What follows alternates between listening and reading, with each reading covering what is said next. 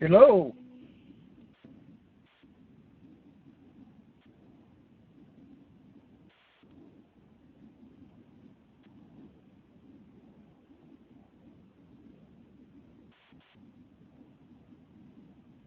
Bob? Yes, Debbie. How Bob? you doing? Debbie. Oh, Debbie, can you hear me? Can you I hear me? can hear you. I Great hearing do. you. Wonderful. Okay, let me get this rescheduled, and we'll carry on the show. Okay, I'm Well, ready. Okay, good deal. We've got everything set up, and we're sharing the screen, and I think we're ready to go. So I'm going to pretend like it's high noon. How about that? On a what now? That it's high noon. Okay. Hello, everyone. We had more than a little bit of technical difficulty, but we're back, and we're recording this, and I can't wait to send it to you. So here's how it would have gone. It's high noon in California, and that means that it's Let's Talk Frank time. And my name, oddly as it may seem, is Debbie Frank. Isn't that cute?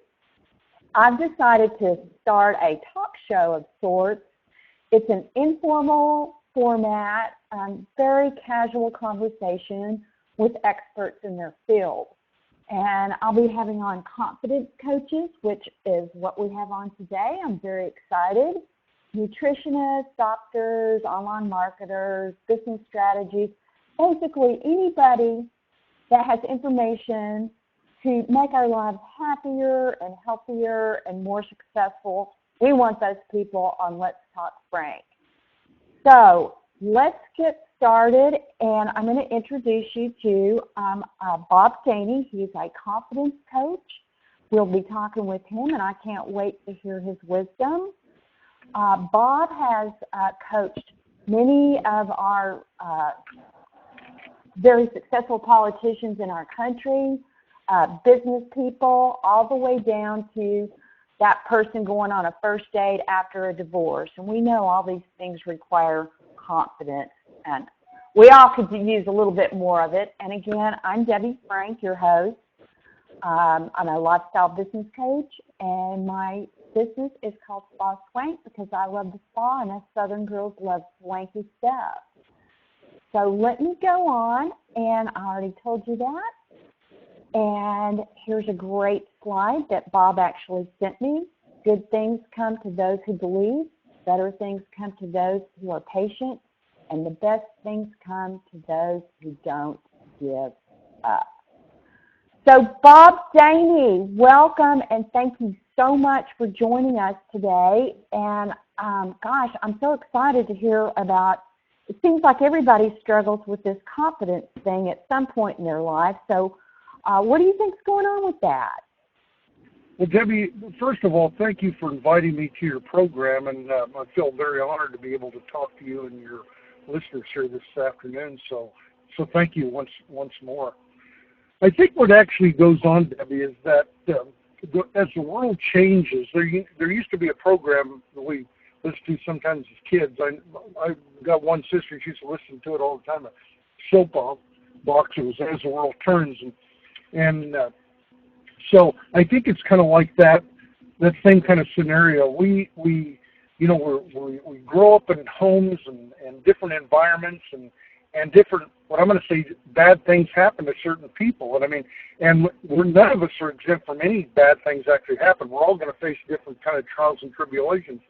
But I think the thing that becomes the most important part is getting with people that will help you through those different parts of your life. I know that I've certainly been blessed in many different occasions with different people that have mentored me and talked to me and worked me through these situations. And through all those situations, you gain the confidence of the world, and having somebody to stick with you and not giving up on you, that becomes very, very important in our lives. Yeah, I was reading an article the other day, and it was saying that confidence is more important than competence. And that really kind of struck me because, it's true. Well, I think, Debbie, I think that actually you've got to acquire both of them. That confidence is a very important part of our life, and we're going to gain that in our families or family structures or different relationships we have with different people. We're going to gain it maybe in in classroom or through high school or college, and or some other additional type of training vocational type training or whatever. That's the competence that we're trained to do a certain kind of a job. The thing that we're not trained to do is have that confidence. That's a whole different spectrum of life, is that confidence. Now, how do we actually gain that? Well, that's one of those things that's the same as competence. It needs to be trained. We're not born with confidence. Neither are we born with competence. So those two different elements need to be blended together and where we can acquire both of those. Right. You were telling me a story the other day about a friend of yours that's a rogue scholar. What was that? Yeah. That's a very interesting story, and at the same time, it definitely manifests itself in what we're talking about here. I've got a friend that I've had for a very long time, and he's literally a Rhodes Scholar that actually has a degree. And in the field of education, that most academia would say that if you become a Rhodes Scholar, you've got the world by a tail, and literally they do from a place of educational base. However, without that other element of having confidence to be able to use that, it can't function. Mm-hmm. So what happened with him? One time he called me up and at my office and said, we need to meet and have lunch. And I said, well, sure. I mean, no problem at all. And I actually thought that maybe him and his spouse were getting ready to get a divorce, because it was kind of one of those type of conversation, very distressed type conversation. And through the course, he said, no, we need to really have it very rapidly. I said, well, sure. I mean, if you want to do it tomorrow or this afternoon or whatever you want to do it, because he's a friend, a good, close personal friend. And I said, sure, let's set it up. So we set it up very rapidly. I think it was the next day that we did have lunch. And during the course of the conversation, I knew that he was very nervous and very upset. And again, my mind, the way my mind went, I thought maybe he was having some type of domestic issues that we could work through and help him through those issues. But what he actually told me, he said that he was thinking about going into business for himself, and he wanted to get my opinion on what I think that he should do. And right there, it almost kind of struck me very oddly. I thought, my gosh, I mean, here's a person that has gained the world through the educational system. He's also was an attorney, a Rhodes Scholar, and he's asking me if he should go into business. Well, right there it identifies exactly what we're talking about, having the competence but lacking the confidence, and that's exactly where he was at in that particular venture. And so through the course of conversation, I strongly encouraged him that certainly you could be able to do this. I mean, because we could not provide a better education to you than being a Rhodes Scholar and also having a law degree in the United States. However, you lack that confidence. So through, again, the course of talking to him and working him through that, that's exactly what he did. He wound up going into business for himself. But funny to me and funny to the whole world, we look back and we'd say, well, my gosh, that seemed like an odd thing for somebody like him to ask that type of a question. But again, through the course of going to college, going through his Rhodes Scholarship program at Oxford, nobody ever talked about having confidence. Right. That is true, because you get out of school and you think, I have this education, but, that confidence element, everybody seems to really not everybody, but the majority really kind of struggle with it. And just like that muscle memory with golfers, just that, how they build their confidence up. Yeah, if you'd like to talk about muscle memory, that's another very interesting concept that we could discuss, and how that actually works too, because the way our minds are designed is that we're not probably ever born with the confidence, no more than we're born with competence. Both of those skills have to be trained, and we've got to train our brain to have both of those two different elements. And what happens through a lot of training as a golfer, you'll work with a professional golf pro, and he'll teach you how to swing a golf club.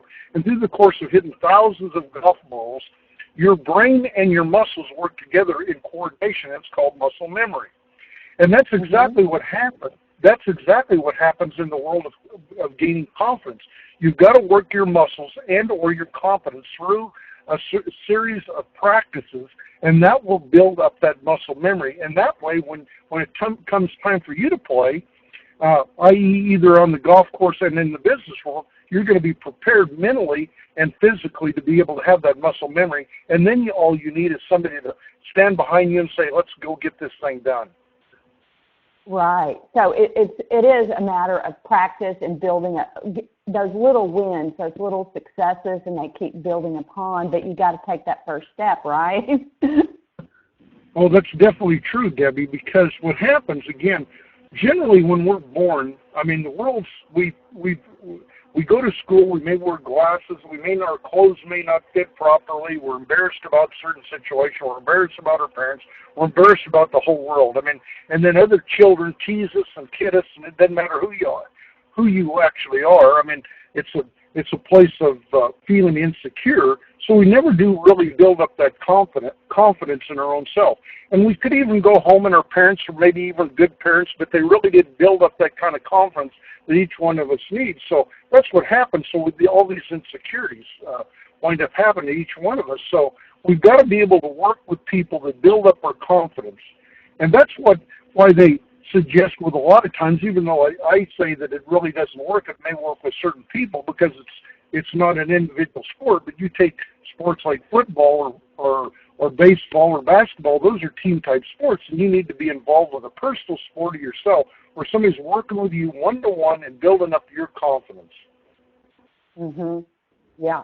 Well, it's that two heads are better than one, or masterminding with other people will kind of build that confidence and show you like what a new, just open up your mind to a new way of thinking that perhaps you hadn't thought of before.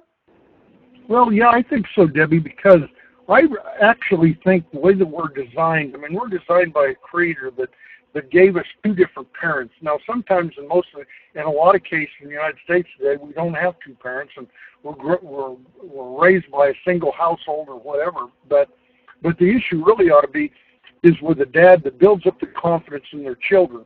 And most time that doesn't happen. So we need that strong individual that knows that no matter if we think they're failing, that raises up and say, no, we're going to do this. We may try it a little bit differently, but we're going to work through this, and we're going to get you through this situation no matter what it is. And by getting us through the situation, that raises our confidence level. And that's why when we become adults, we should be able to be prepared for the world and have all this confidence. However, that generally is not the case in America today. Right. So as adults, it's just kind of knowing that you have a support system, I guess. It's very much a support system. Yeah, very much. You know, it's a support system that has always got your best will in the back of their mind, not theirs, but yours. I mean, no matter whatever happens, they're never going to leave you, and they're going to work you through this situation. And we all wanted that. You know, we want that, and we desire that, and we need that. That's exactly how we build our confidence. And today, I think, just to kind of carry that just a little bit farther, today I think we put way too much emphasis on the confidence part and none or not enough on the confidence part of it. I do too. I totally agree. Somehow we've decided that we have to have 15 degrees and letters after our name to be worthy. And it's just such nonsense. Well, I mean, I love academia, but I mean, you do not have to have that. My parents, neither one of them went to college, and I mean, I'm a little distressed that people they really feel that they have to have this higher education to be confident. Well, Debbie, which I'm still involved in the construction business of certain places with properties, and I know that you are yourself. However, one time I had a guy that was working for me, and he was like a project manager working for me, and he really wasn't doing real well. Let's say in his family life and any other parts of his life. And so anyway, he wanted to have a little conversation with me, and I actually thought he was getting ready to quit, and I was going to have to hire somebody else to fulfill his position. But anyway, we sat down and we talked a little bit, and he said, Bob, he said, what I'm really thinking about doing is going back and getting me a master's, or going through a master's program. What do you think of that? Because he says, I'm just not being as successful as what I really wanted to be with this bachelor's degree. I was, once again, I was very much shocked in his comment, and almost to the point of being insulted, because that was not what his problem actually was. It got back to this confidence level. He was very skilled in what he was doing. He was just very unsure in every avenue of his life. I mean, so once again, confidence has to take place. If you do not have confidence, all the confidence in the world is never gonna be of an assistance to you. In fact, it actually may work against you. I know most of us, a lot of times, just kind of carry this just a tad bit farther for you. We've all heard about educated idiots. We've heard that our whole lives. You can actually wind up knowing too darn much information, then you can't make a decision about anything. Oh, that's so true. That's so true. Oh gosh. Well, what happened with that biologist or scientist lady or man you were telling me about?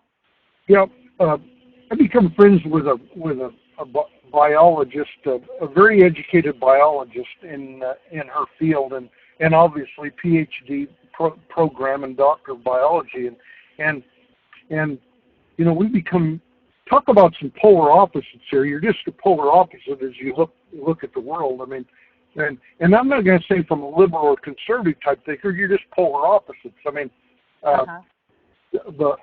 however, after through several different parts of our conversation, I told her, I said, the thing that what each one of us have to do, we've got to be able to reach across the table and find out where our common ground is with one another. And what we do too many times is we try to always find the offensive thing. And maybe the offensive thing is only 10% of the whole issue in the relationship. But we always find offense of that, and we magnify that to the maximum, rather than concern ourselves about the good 90% things that we've all got in common. So once we come to those kind of conclusions, we had some further discussions. She later told me that I actually helped her solve one of her dissertation issues that she's had for a number of years, because thinking outside of her box. And that's what we wind up doing too many times. We only want to talk to people within our box who we feel comfortable with, and we will not talk with somebody that could probably really help us and make us think outside the box. And that's why we wind up having so many different failures throughout our life. So we've got to have people that will continually encourage us to think outside the box and do just that. It's just that simple. However, it's very difficult if you've never been able to work through that with yourself and or a mentor, a coach, and or what I'm going to say, start out as a child as your own dad or your daddy. Well, that kind of goes back to that whole mastermind issue, just having a different perspective from someone that may never enter your mind. I'm just such a big believer in that. I've had things presented to me that I went, oh my gosh, that's so fantastic. And I know good and well I would have never thought of it because it just wasn't in my realm of reality.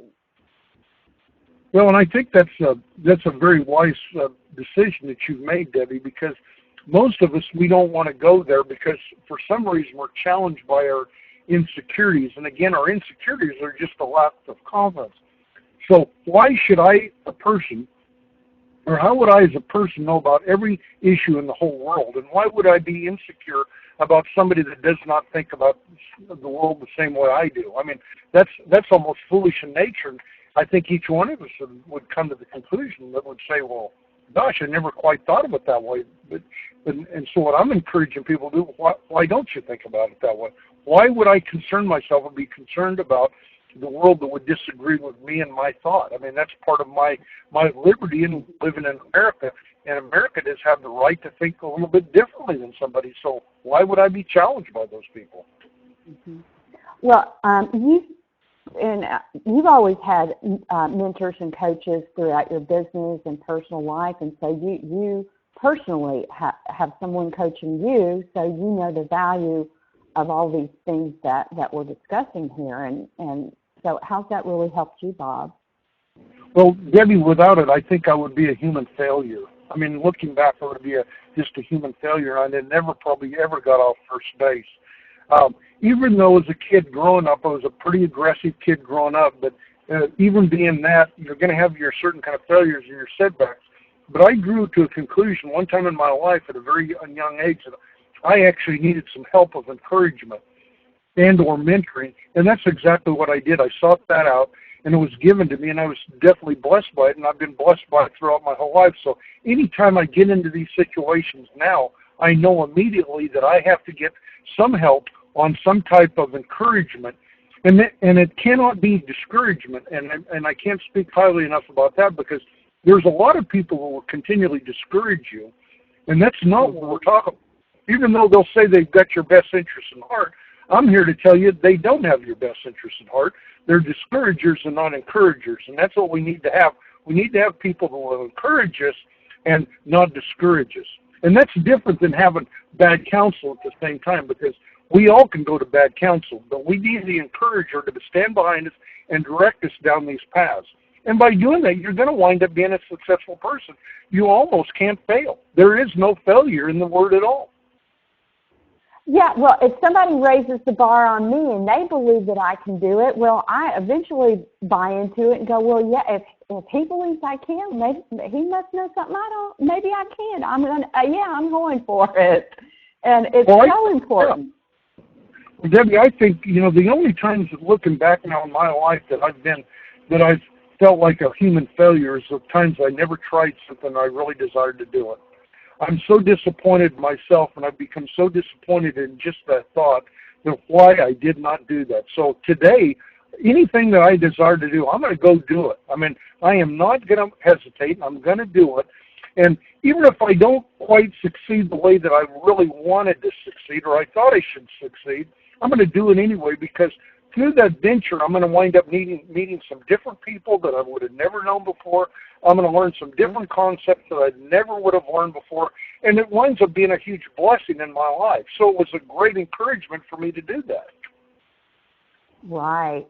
Bob, I in this online world, you have to be really visible and make videos, and you really have to put yourself out there. And, everybody knows that, but they don't do it because of this fear of failure, and it keeps you paralyzed, and you never do it even though you know you have to. And the fear of failure, it's like a self-prophecy thing. What do you think about that? Well, what I think about that, the only people that ever fail are the ones that never try, because in trying, you're going to learn so much through that, what we would quote-unquote say failures. They're really not failures. They're learning obstacles and or what I would call bumps in the road. We go down some of these roads that they want you to slow traffic down, and there are little bumps there. Now, that thing didn't stop you from driving. It just slowed you down a little bit, so I call them bumps in the road. So there are actually no failure. There are no failures. Every time that I've been through what I'm going to call one of those bumps in the road, there's things that I've actually learned from that situation there that I needed to learn, and I look at it as a blessing. It was a blessing in my life, and I need to know it.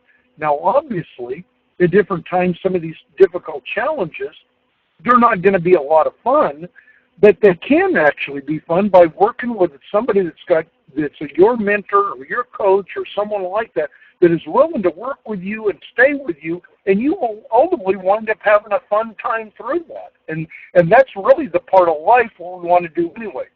Our founding fathers gave us a great example. What they actually wanted us to do, they wanted to give us life, liberty, and the pursuit of happiness. Well, my gosh, how much happiness are we pursuing by not doing what we really want to do? Right, exactly. And that fear of failure is you're already failing by not doing. Yeah, you've not only failed, you have discounted your talents and abilities, or that competence that we talked about earlier, that you train yourself for, you prepared yourself for. You just not have done what it was really the most important part is putting that skill to use. So you've definitely failed yourself. Yeah, and that to me is there's been a couple of times in my life that I have done that myself, and that's the place that I always go back and say, my gosh, I wish I had that opportunity to do it again, because that would never, ever happen again. But again, there were great examples, because I need to go back and remember that failure and how that actually felt in my life to set the example that no matter what, I'm going to go ahead and do this other thing, even though I may not be quite as comfortable in doing it in what I think. And then after we've done enough of these situations like that, we're not afraid of the failure or the disappointment, because we know that we're going to have a reasonable good time doing it. There's things that we're going to learn through the situation, and we're going to meet some very much interesting type people that we personally needed to know for some reason to make our life better in the future. Exactly. Women seem to have a particular issue with this confidence level. We and myself included, I love to overthink everything before I take any action. I want to think about it. I want to meditate on it. But really and truly, I'm doing this thing about perfection. And I know it doesn't exist. And it seems to be a real predominant theme in women. And it's just overthinking everything. And I kind of want to tip on how to get past that. Well, I think what has to take place is that, and why that actually happens, is because I've kind of studied that a little bit in my life about that, because to me, the most confident people that I've ever met are the women. And women are generally much more confident than most men. Even though that's coming from a man, it's going to seem a little bit odd, but it's actually the truth. And I'm going to prove it to you why that actually is that growing up as a young girl, you've got to put your makeup on. You've always got to look the prettiest and the best and all that stuff. Well, boys are not grown up that way. I mean, we're just, you're kind of just throw yourself together. You go out there and you're going to doing your wrestling, or you're going to do your football or your sports or this other kind of thing. And it's not about a beauty contest. But for the girls, they've got to always look their best. They've always got to be the smartest. They've got to do this and that stuff, because they've got that bigger challenge ahead of them. And the parents put that challenge ahead of them generally, or the world puts it ahead of them. So you'll grow up in that environment that you've got to be the number one, because you've got to look so dressed up. You can't just go out with your hair kind of halfway done like a boy would do or whatever in that thing. It's always that place of perfection. Even though within our own securities, we know we're not maybe the prettiest or the best looking and all these other kind of things, but we're told this, that you're so good looking, or even though you know that you may not be, or whatever. It's always based upon something that, rather than being that confident part of your life.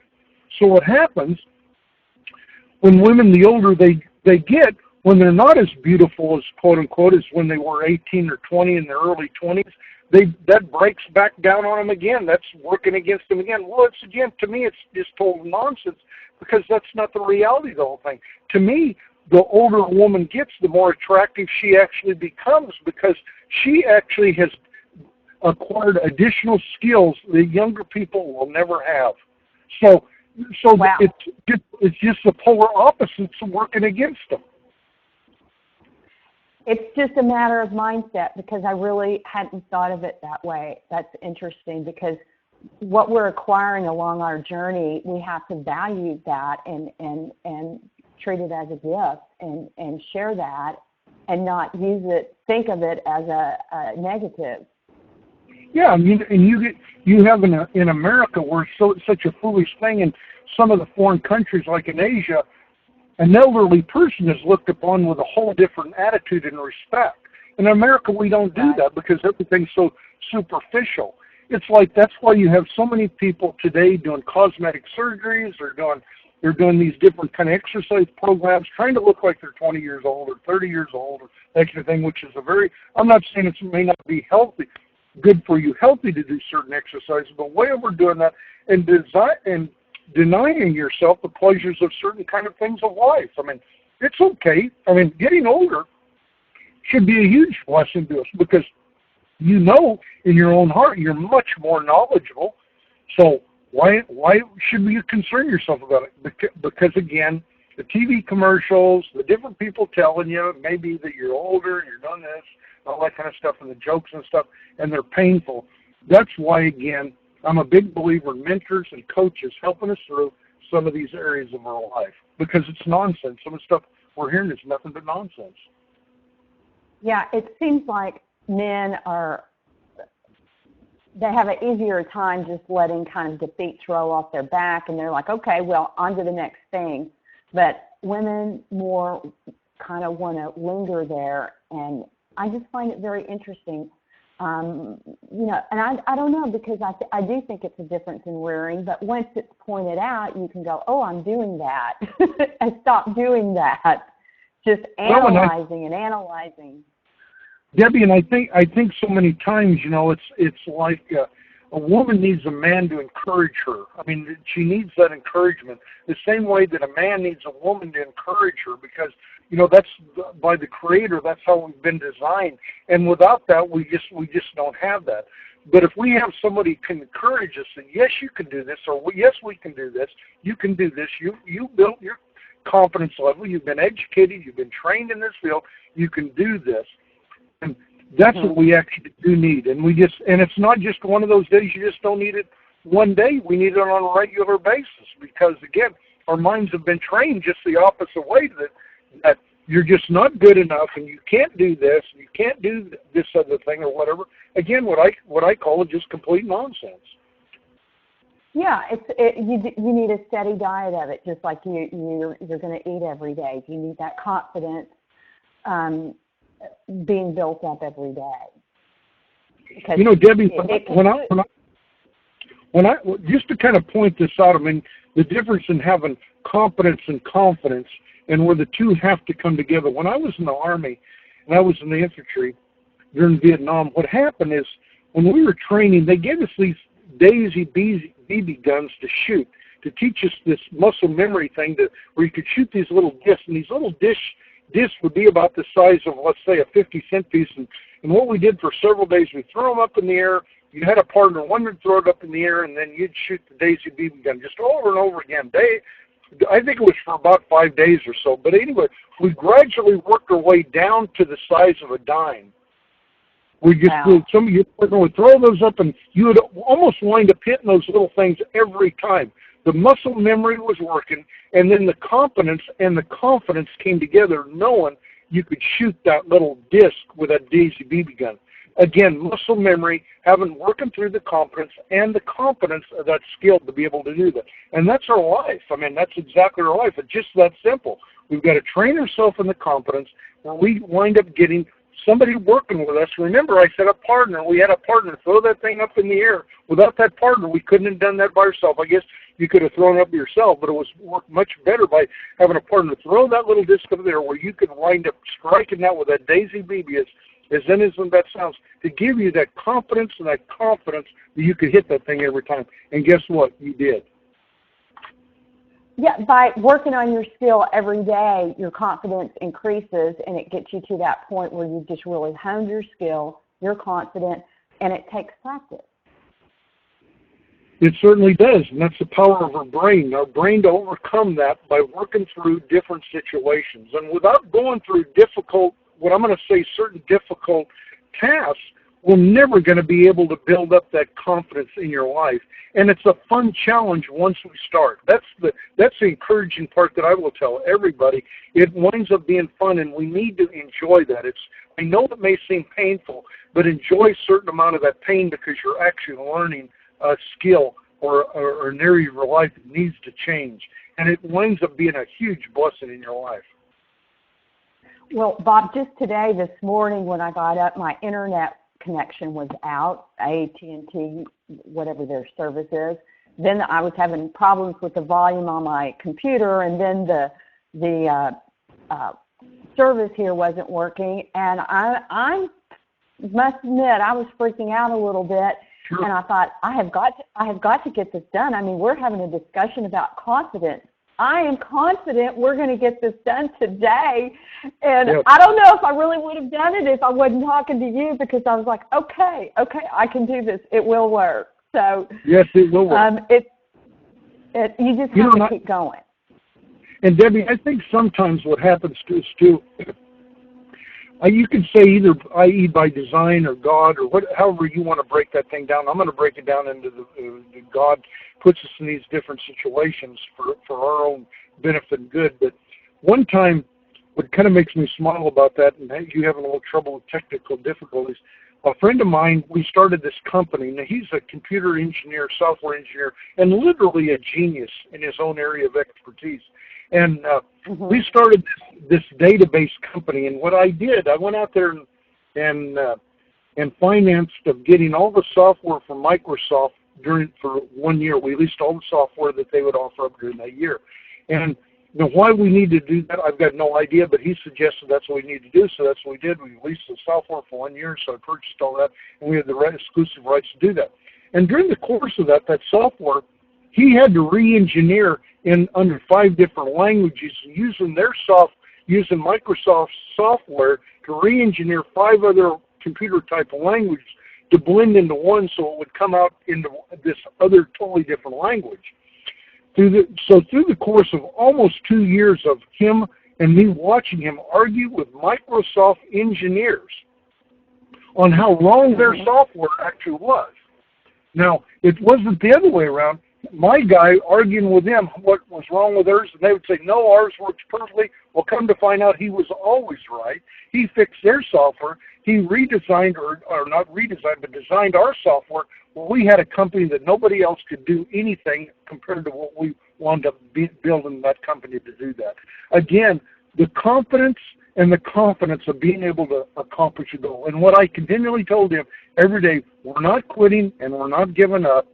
We're going to go ahead and see if we can get this thing done. And guess what? We got it done. And it only took 2 years. Now, was there a lot of pain and agony in that?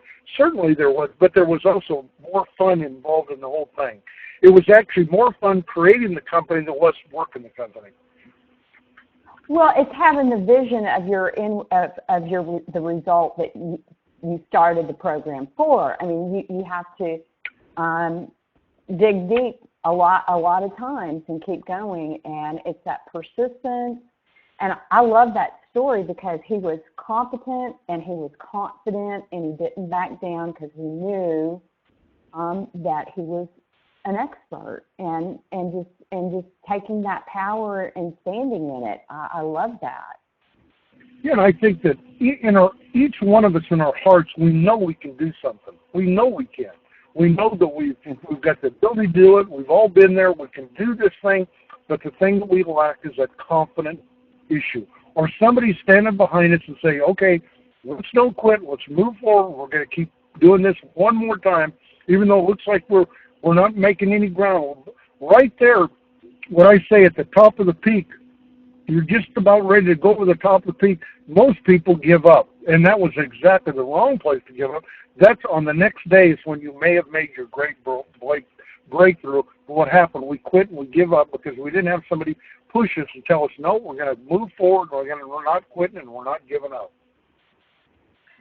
I can tell you, I've been there, and I know what that saying means. It's darkest before the dawn, and that's when you get weak and you really, really need to have a coach, a mentor, somebody that can really see past where you're seeing. Yeah, I totally agree. Well, Bob, we've been talking for about 45 minutes. I wanted to kind of tell everybody real quick that Bob and I have decided to get together and put together a program to help us all increase our confidence and get us on track and start achieving what we want in life, but to do it quicker. And I definitely believe that having that support is going to get me to where I want to go a whole lot quicker.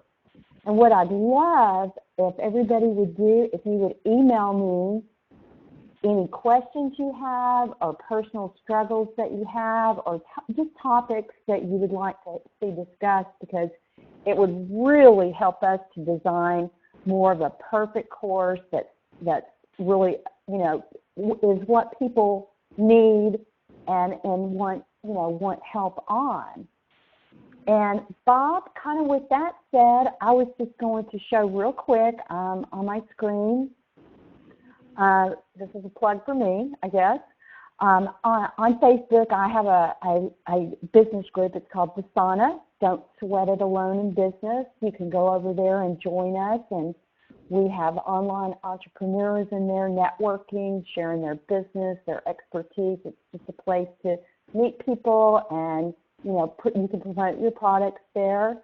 You just go up into the Facebook bar and type in the word the 2 words, the sauna, and click join, and I will be happy to let you in. And email me at debbie@spaswank.com. I would love to hear your input about, your ideas to create a confidence program, because that's what we're going to be doing.